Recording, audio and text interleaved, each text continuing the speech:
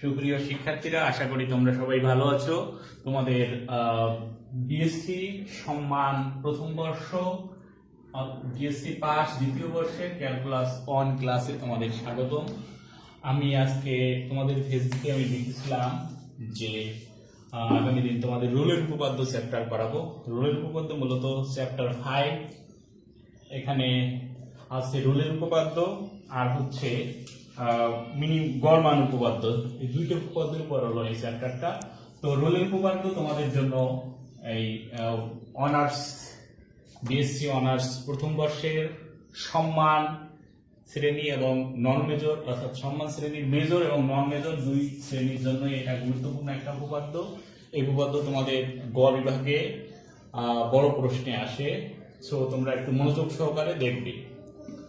আমাদের এই উপপাদ্য বোঝার জন্য আমাদের যেটা যেটা আসবে সেটা আগে একটু আলোচনা করি।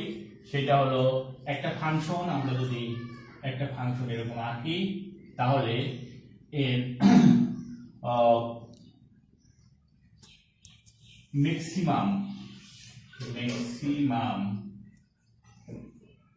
আর হচ্ছে মিনিমাম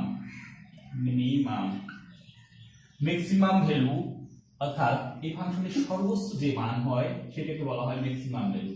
আমাদের যদি এই বিন্দুটার কথা চিন্তা করি, এই বিন্দুতে ফাংশনের মান দেখো সর্বোচ্চ।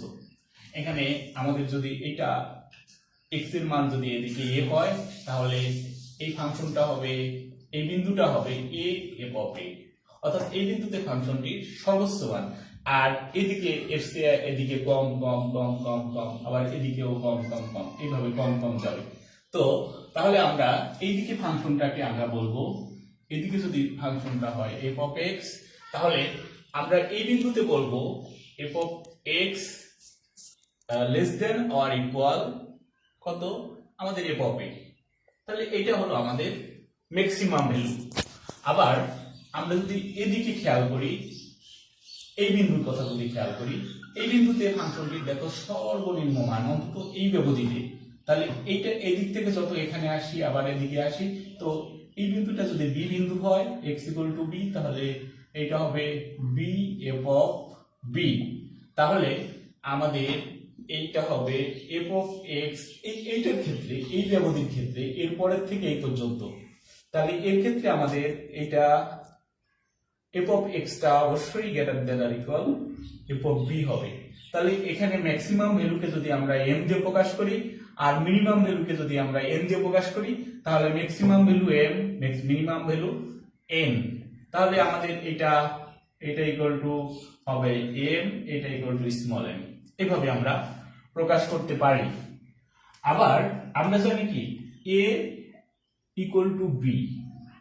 এখানে যদি a এবং b দুইটি বাস্তব সংখ্যা হয়, তাহলে a এবং b যদি দুইটি বাস্তব সংখ্যা হয়, তাহলে a ইকুয়াল টু b হবে, অথবা a গ্রেটার দেন b হবে, অথবা a লেস দেন b হবে। এই তিনটার যে কোনো একটা শর্ত সিদ্ধ করবে। এটা আমরা জানি বাস্তব সংখ্যার স্বীকার্য থেকে। তো বাস্তব সংখ্যার ক্ষেত্রে দুটি বাস্তব সংখ্যা যদি হয়, তাহলে বাস্তব সংখ্যা যদি হয় সমান হবে, না হলে একটা থেকে আরেকটা বড় হবে, আরেকটা থেকে আরেকটা বড় হবে, এইটা হবে। তো এবার আমরা রোলের উপপাদ্যে আসি। এখানে রোলের উপপাদ্য বলছে যে যদি y equal to f of function, এখানে এক নম্বরে a b বদ্ধ ব্যবধিতে অবিচ্ছিন্ন হয়, দুই নম্বরে ab খোলা ব্যবধিতে অন্তরীকরণযোগ্য হয়, তিন নম্বর বলছে যদি f of a equal to f of b হয়, তবে a ও b এর মধ্যে x এর অন্তত একটি মান c পাওয়া যাবে যাতে f dash c equal to 0 হবে। অর্থাৎ এই ফাংশনকে যদি আমরা একবার x এর সাপেক্ষে ডেরিভেটিভ করি তাহলে এই a এবং b এর মাঝে এমন একটা মান x এর এমন একটা মান c পাওয়া যাবে যাতে সেই f ড্যাশ x এর জায়গায় আমরা c বসালে f dash c equal to 0 হবে। এটা আমাদের রুলের উপপাদ্য বলছে। তো এখানে আমাদের ব্যবধিটা যদি এইভাবে হয়, আমরা ধরো এই জায়গায় a এবং b, এখানে b, এখানে আমাদের এরকম একটা ফাংশন আছে, আমাদের এখানে এটা এই দুটো বিন্দুতে আমাদের ফাংশনাল ভ্যালু সমান আছে। তো এরকম যদি একটা অবস্থা হয় তাহলে আমরা বলতে পারি যে এই a এবং b এর মধ্যে আমাদের এই x এর এমন একটা মান c পাওয়া যাবে যাতে f dash c equal to 0 হবে।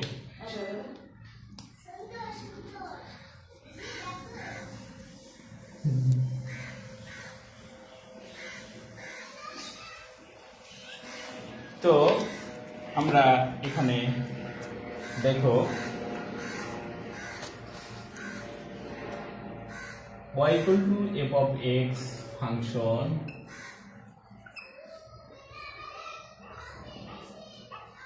ab ব্যবধিতে অবিচ্ছিন্ন, আবার হচ্ছে এই ব্যবধিতে অন্তরীকরণযোগ্য। কাজেই এখানে a ও b এত ব্যবধিতে ফাংশনের গরিষ্ঠ বা লঘিষ্ঠ মান বা উভয় মান থাকবে। এখানে একটা ফাংশন এই ব্যবধিতে অবিচ্ছিন্ন, অর্থাৎ এখানে ফাংশনটাকে যদি আমরা এইভাবে নিই, ধরুন এইখান থেকে শুরু করে এইভাবে যে আবার এইভাবে আসছে, তো এখানে এইটা আবার কোনো এক সময় এখানে এসে মিশে গেছে, এইটা হলো আমাদের a বিন্দু, এইটা b বিন্দু। তাহলে বলছে যে ফাংশনটা যেহেতু এই ব্যবধি মানে এর মাঝে কোনো স্টেপ নাই, অর্থাৎ কোনো ফাঁকা জায়গা নাই, তাহলে এখানে আমাদের আসবে কি, এখানে একটা ম্যাক্সিমাম ভ্যালু আসবে, এখানে একটা সর্বোচ্চ মান আসবে। এটা তোমরা ম্যাক্সিমাম ভ্যালু চ্যাপ্টারটা অবশ্য পরবর্তীতে আসে, এই পঞ্চম ষষ্ঠ সপ্তম চ্যাপ্টারে বুঝি ম্যাক্সিমাম মিনিমাম ভ্যালু। এখানে একটা সর্বোচ্চ মান আসে, আবার এখানে এসে সর্বনিম্ন মান আসে। তো যেহেতু এটা অবিচ্ছিন্ন তাহলে এই ব্যবধির মাঝে হয় সর্বোচ্চ মান থাকবে অথবা সর্বনিম্ন মান থাকবে অথবা উভয় মান থাকবে। এখানে আমাদের সর্বনিম্ন মান আছে আবার সর্বোচ্চ মানও আছে, তাহলে কি এটার ক্ষেত্রে আমাদের সর্বোচ্চ মানও আছে আবার সর্বনিম্ন মানও আছে। আবার কোনো ফাংশন যদি এরকম হয় যে শুধু এরকম এদিক থেকে নিচ্ছি এদিক থেকে নিচ্ছি, তাহলে এর কেবলমাত্র সর্বোচ্চ মান আছে। আবার কোনো ফাংশন যদি এরকম হয় তাহলে এর কেবলমাত্র সর্বনিম্ন মান থাকবে। সো আবার তাহলে উভয় মান থাকবে। এখন আমরা যদি এটার বিস্তারিত ব্যাখ্যায় যাই তাহলে আমরা ধরি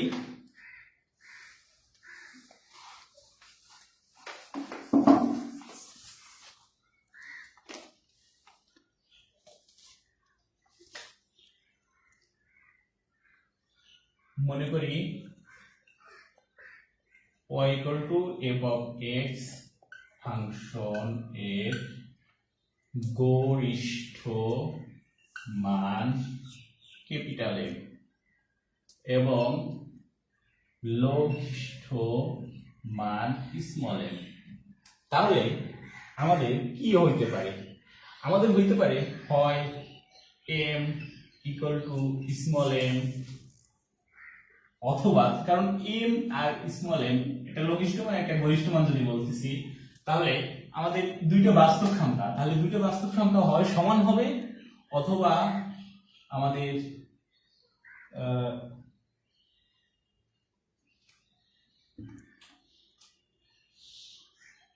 এটা হবে, অথবা m not equal to capital M হবে। এই দুইটা শর্ত কাজ করবে এখানে।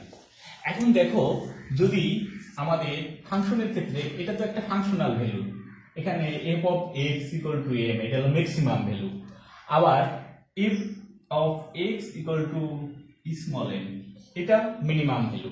তাহলে এটাও একটা বিন্দু, এটা আর একটা বিন্দু। দুইটা বিন্দুতে যদি দুইটা বিন্দু একই হয়, এখানে m ইকুয়াল টু m, এটা হওয়া দ্বারা বোঝায় এটা উভয় বিন্দু একই হবে অথবা ভিন্ন ভিন্ন হবে। এখানে যদি আমাদের ধ্রুবক ফাংশন হয় f of x equal to 5, এটা একটা ধ্রুবক ফাংশন, এখান থেকে এটা 5, তাহলে এই ফাংশনের ক্ষেত্রে সব বিন্দুতে কি ম্যাক্সিমাম ভ্যালু অথবা মিনিমাম ভ্যালু যে কোনো কিছু বলতে পারি। এইজন্য এটাকে এইটা থেকে আমরা বলতে পারি যে যেহেতু m equal to small m, কাজেই আমরা বলতে পারি অতএব f of x equal to ধ্রুবক হবে। আর আমরা জানি কি একটা ধ্রুবককে যদি আমরা x এর সাপেক্ষে অন্তরীকরণ করি তাহলে এটা ইকুয়াল টু 0 হবে। আর 0 হলে আমাদের a এবং b এর মাঝে একটা মান c পাবো, যার জন্য f dash c equal to 0 হবে। অর্থাৎ এই ধ্রুবক ফাংশনের ক্ষেত্রে আমাদের ফাংশনটা তো এরকম হয়। এখন এর যে কোনো একটা বিন্দু নিলেই আমরা দেখব, অর্থাৎ x এর মান যদি আমরা 10 নেই তাহলেও আমাদের f of 10 equal to 5 হবে। আমরা ধ্রুবক ফাংশনের সংজ্ঞা কিন্তু এটা শিখে ফেলছি। তাহলে আমাদের এত ব্যবধিতে m equal to small m হলে, এটা হলে পরে আমরা বলতে পারি এই ফাংশন ইকুয়াল টু ধ্রুবক, আর f dash x equal to 0, অর্থাৎ এটাকে x এর সাথে অন্তরীকরণ করলে ধ্রুবক ফাংশনের ক্ষেত্রে এটা 0 হয়। তাহলে a এবং b এর মাঝে এমন একটা মান c পাবো যার জন্য f dash c equal to 0 হবে। এবার আমরা অপর দিকে যদি খেয়াল করি, যদি m নট ইকুয়াল টু এটা হয় তাহলে আমাদের কি হবে সেটা আমরা দেখব।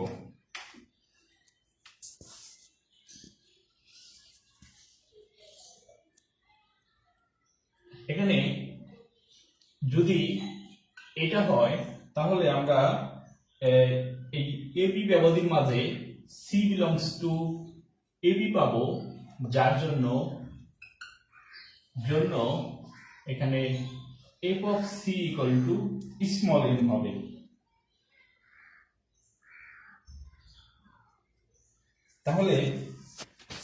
তাহলে আমরা পাই কি x equal to c বিন্দুতে লঘিষ্ঠ মান বিদ্যমান, অর্থাৎ a এবং b এর মাঝে c একটা মান পাবো, যার জন্য f of c equal to m হবে। আর f of c equal to যদি m হয় তাহলে এটা হবে আমাদের লঘিষ্ঠ মান। এখন আমরা যদি খেয়াল করি যে limit h tends to 0 plus f of c plus h greater than or equal f of c, এখানে আমরা যদি লঘিষ্ঠ মানের শর্ত দিয়ে যদি দেখি, এটা ধরো আমাদের a, এটা b, এখানে আমাদের x equal to c, তাহলে আমরা যদি ডান দিকে যাই, এদিকে আসি, তাহলে এই বিন্দুটা কি f of c। এখন এই বিন্দু c plus h যদি হয়, c plus h, তাহলে c plus h তাহলে কি হবে f of c plus h,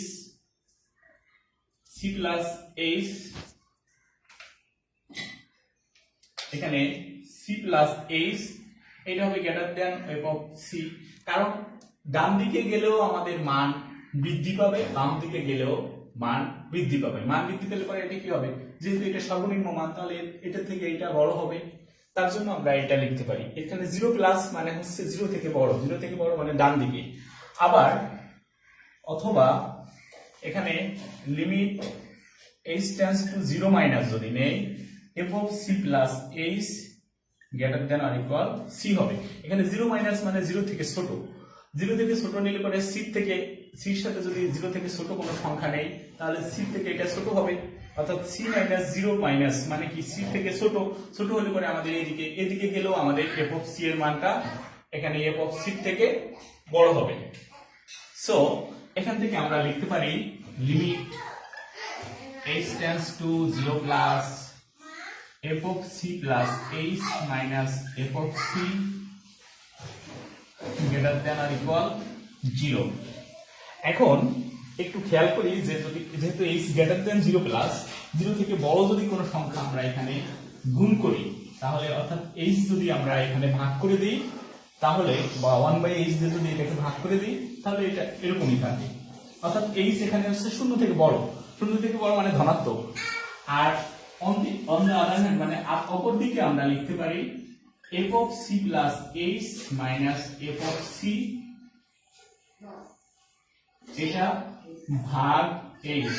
0 থেকে ছোট কোনো সংখ্যা দিয়ে যদি আমরা এটাকে গুণ করি এখানে আমাদের এটা হলো গ্রেটার দ্যান অর ইকুয়াল 0। তাহলে এটাকে যদি আমরা 0 থেকে ছোট সংখ্যা দিয়ে গুণ করি তাহলে এটা হয়ে যায় লেস দ্যান অর ইকুয়াল। আর এটা যদি লেস দ্যান অর ইকুয়াল হয়, কারণ এখানে নেগেটিভ সংখ্যা দিয়ে যদি গুণ করি তাহলে এটা মানে অসমতার চিহ্ন ভরে যায়। তো এটা ইকুয়াল টু আমরা এর আগে শিখে আসছি আর F dash C greater than or equal 0। তোমাদের অন্তরীকরণ যোগ্যতা চ্যাপ্টারে আমরা শিখছি যে এটা হলে পরে এটাকে বলা হয় রাইট ডেরিভেটিভ, অর্থাৎ 0 থেকে বড় দিয়ে যদি আমরা এটা করি তাহলে এটা হয় রাইট ডেরিভেটিভ, আর এটা দিয়ে যদি করি তাহলে এটা হয় হলো left derivative f dash c less than or equal 0। যেহেতু এটার মান গ্রেটার দ্যান অর ইকুয়াল 0, এটার মান লেস দ্যান অর ইকুয়াল 0, তাহলে এই দুটোকে একত্রে আমরা লিখতে পারি f dash c equal to 0। অর্থাৎ c এর মানটা c মানে এটার মান 0 থেকে বড়, আবার লেফট ডেরিভেটিভের মান 0 থেকে ছোট, তাহলে 0 থেকে বড় আর ছোট দুটোকে যদি এক করি তাহলে ইকুয়াল টু 0 হয়। তাহলে আমরা এখানে পেলাম m not equal to m এর জন্য স্মল m এর জন্য যদি আমরা f of c equal to small m ধরি অর্থাৎ মিনিমাম ভ্যালুর সমান ধরি তাহলে আমাদের f dash c equal to 0 হয়, অর্থাৎ যেখানে c বিলংস টু a থেকে b। তো এটা গেল আমাদের দ্বিতীয় অংশ। তৃতীয় অংশে আমরা ধরবো এটা নট ইকুয়াল টু এটার জন্য আমরা ধরবো x ইকুয়াল টু c বিদ্যমান যাতে f of c equal to capital M, অর্থাৎ f অফ c এর মানটা ম্যাক্সিমাম ভ্যালুর সমান অর্থাৎ গরিষ্ঠ মানের সমান। তাহলে x ইকুয়াল টু c বিন্দুতে গরিষ্ঠ মান বিদ্যমান, এখানে গরিষ্ঠ মান বিদ্যমান, তাহলে গরিষ্ঠ মানের জন্য আমাদের এটা কি আসবে, এটা যেহেতু গরিষ্ঠ মান এটা আসবে লেস দ্যান অর ইকুয়াল। আবার যেহেতু এটাই গরিষ্ঠ মান এটাও আসবে আমাদের less than or equal f of c। আমরা যদি এখানে একটা চিত্র দিয়ে দেখি, চিত্র দিয়ে যদি আমরা খেয়াল করি এখানে দেখো চিত্রটা এরকম আছে এইটা, তাহলে এর ম্যাক্সিমাম ভ্যালুটা এইটা যদি ধরি x ইকুয়াল টু c, তাহলে f অফ c এর আমরা যদি 0 প্লাস নেই এখানে তাহলে এটা হবে f of c plus h, তাহলে f of c plus h f of c থেকে বড় হবে। অপরদিকে আমাদের এদিকে যদি h0 c f of c plus h এখানে যদি h টেন্ডস টু 0 মাইনাস 0 বিবেচনা করি তাহলে এটাও আমাদের f অফ c থেকে বড় হবে, মানে f অফ c থেকে এটাও ছোট হবে। তাহলে এটা ছোট হবে, এটা ছোট হলে আমরা এখানে লিখতে পারি এইটা, আর অর্থাৎ আমাদের লিমিট এটা টেন্ডস টু 0 এটা লিখতে পারি। তারপরে আমরা একটু লাইন বেশি লিখি তাহলে একটু বুঝতে সুবিধা হইতে পারে। h tends to 0 plus f of c plus h minus f of c, এখানে যেহেতু h tends to zero plus অর্থাৎ এইচ জিরো থেকে বড় অর্থাৎ ধনাত্মক, তাহলে এইচ 1/h দিয়ে গুণ করলে আমাদের এটা এরকমই থাকে। তার মানে এখান থেকে আমরা পাই আর F dash C less than or equal 0। অপরদিকে আমাদের এটা যেহেতু এটা, তাহলে আমাদের এটা লেস দেন অর ইকুয়াল 0 এটা হবে। আমরা এবার ওই একই রকম ভাবে আমরা যদি এখানে limit h tends to 0 minus c plus h minus f of c ভাগ h লিখি, যেহেতু h এর মান ঋণাত্মক দিয়ে যদি এটাকে গুণ করি এটা হয়ে যায় greater than or equal 0। So এটা গ্রেটার দেন অর ইকুয়াল 0 হয়, তাহলে এখানে আমরা লিখতে পারি l f dash c equal greater than or equal 0। একই রকম ভাবে আমরা দেখো এবার পেলাম কি আর F dash C less than or equal 0, এখানে পেলাম L F dash C greater than or equal 0, দুইটা একত্র করলে আমাদের এটা ইকুয়াল টু 0 হয়, আর যেখানে c belongs to a b. সুতরাং আমরা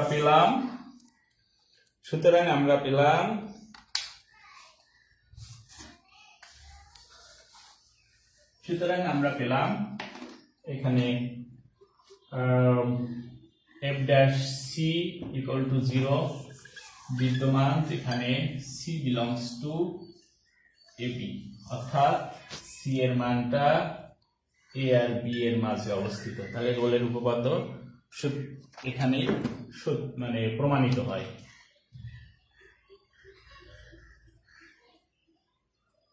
শিক্ষার্থীরা, আসলে আমি কয়েকদিন পরীক্ষার খাতা দেখা নিয়ে একটু ব্যস্ত আছি, তাছাড়া আমাদের অফিসিয়ালও কিছু সমস্যা কাজ করতে হচ্ছে, এই জন্য আমি কয়েকদিন ক্লাস দিতে পারিনি। তো আজকের ক্লাসটা তোমরা বুঝলে কিনা আমাকে কমেন্ট করে জানাবে। আর যেটা সমস্যা, যদি যেখানে সমস্যা মনে হয় আমাকে প্রয়োজনে তোমরা মেসেঞ্জারে লিখে পাঠাবে অথবা ফোনেও আমার কাছ থেকে জানতে পারবে। তো আজকের ক্লাস এখানেই শেষ করছি, তোমাদের ধন্যবাদ।